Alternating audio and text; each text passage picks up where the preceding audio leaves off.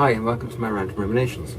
So it's Sunday evening and I just stopped and ended watching, I just finished watching The Incredible Hulk, the version with Edward Norton from, what was it, 2009? Something like that.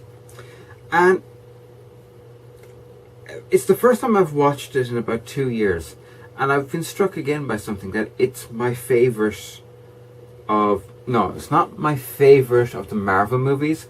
Guardians of the Galaxy is my favourite of the Marvel movies. But I think The Incredible Hulk is the best of the Marvel superhero movies. Definitely the best of the Phase 1 movies. And I kind of thought I wanted to talk a little bit about why. First of all, the casting in it is exemplary. Every character is just perfectly cast. They're right on for the type of character they're trying to play.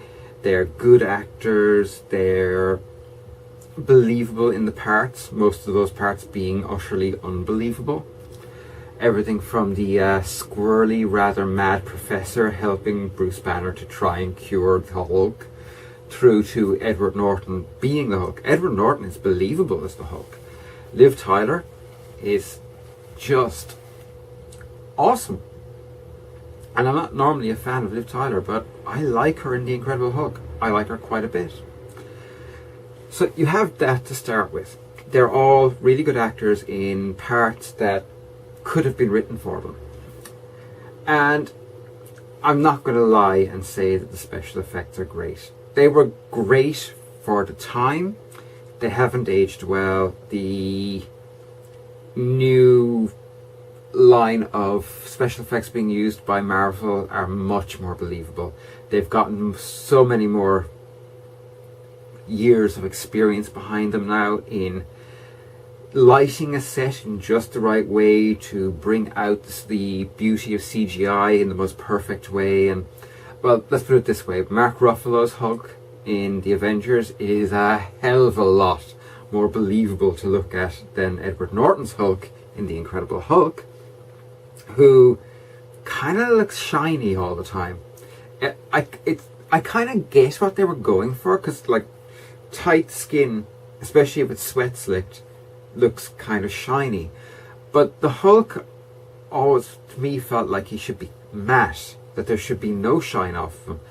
And while the Ruffalo Hulk, there is still a little shine off his skin, it's much more muted, so it looks better. He looks more real and more there.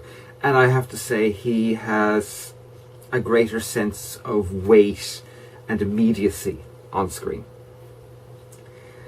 But that said, the CGI in The Incredible Hulk is not bad.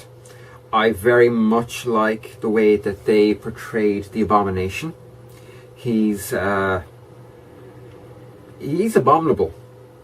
He's a good abomination. But leaving all of that aside, those are good things about the movie, but those are good things you can say about a lot of movies.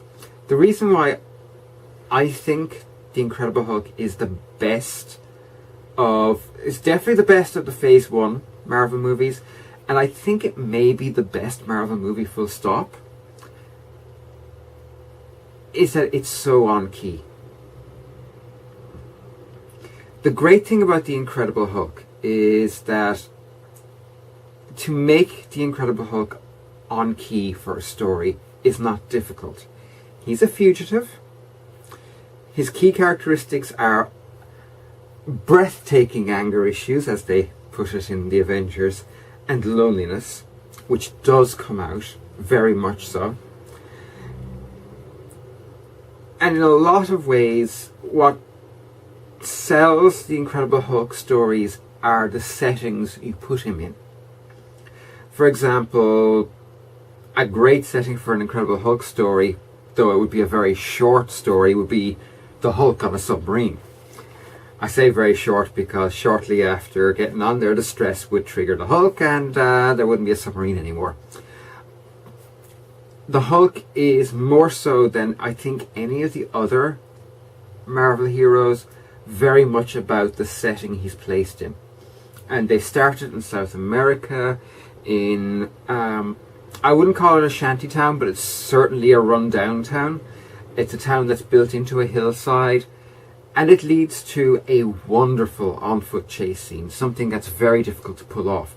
And it is, to my mind, still one of the best on-foot chase scenes I've ever seen. The first time I saw it, I didn't see The Incredible Hulk in the cinema, but the first time I saw it was on DVD, and I actually rewound that whole chase scene and played it through again immediately afterwards because I enjoyed it so much. And that's all down to it being put in the right setting.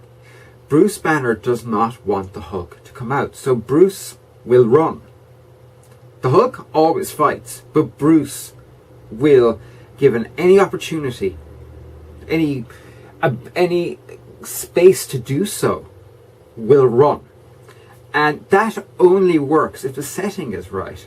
So you have this beautiful backdrop of this town built into its hillside, and him running from level to level really quickly, and then he's dropped into a factory, and you have this industrial, big machines everywhere, so that when the Hulk does burst out, you have the perfect setting to show the power, the strength, the danger posed by the Hulk when he's not under any kind of control. Perfect. Then dropping him onto a university campus. Initially I kind of would have gone, but actually that was an inspired choice. Absolutely inspired. Because most campuses are rather enclosed, they're rather confined spaces, you have large buildings to stand the Hulk in front of to give a better sense of scale to his sheer size. And remember, the Hulk is huge. We're talking about a character who dwarfs Thor. And Thor kind of dwarfs most people. So this campus is a wonderful setting to dump the Hulk into. It gives you the opportunity to see his size, his power against a prepared and very heavily armed large military force. And then you move on the next step, which of course is New York. And